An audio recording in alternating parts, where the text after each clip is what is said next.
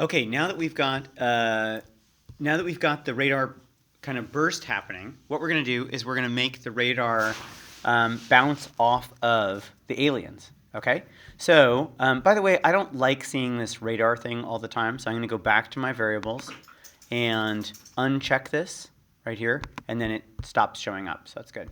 But what I want is I want the balls to actually bounce off of the little aliens. So I'm going to do this under a new hat. When I start as a clone, because all these balls are clones. So when I start as a clone,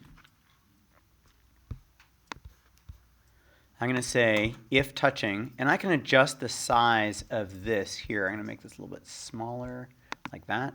Okay. So when I start as a clone, forever, control forever.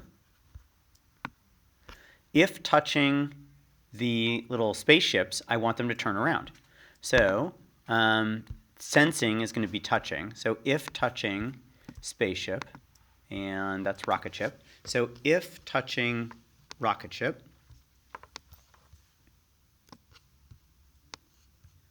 then turn 180 degrees, which would mean just go back the other direction. So please turn 180 degrees. So let's make sure now it bounces off.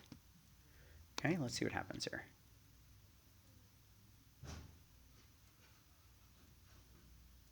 Now, do you see these balls here that are getting stuck on the spaceship?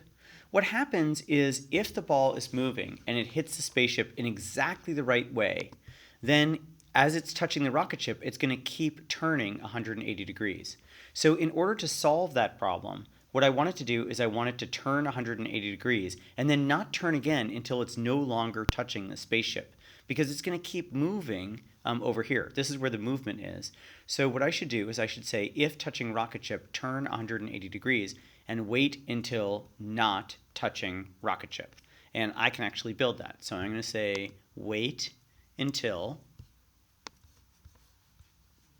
not, which is an operator, sort of a logic operator, which means the opposite. Wait until not touching rocket ship. If I go put my hand on the blue and double click that, I can just duplicate that one thing, I think, yep.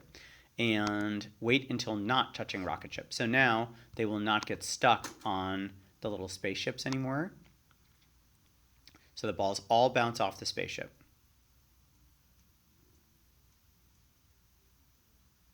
Okay.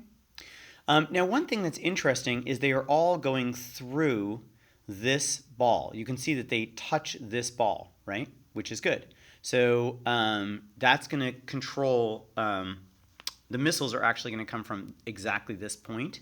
And the angle that the missiles take is going to be the same angle that they're coming back at it, plus 180 degrees.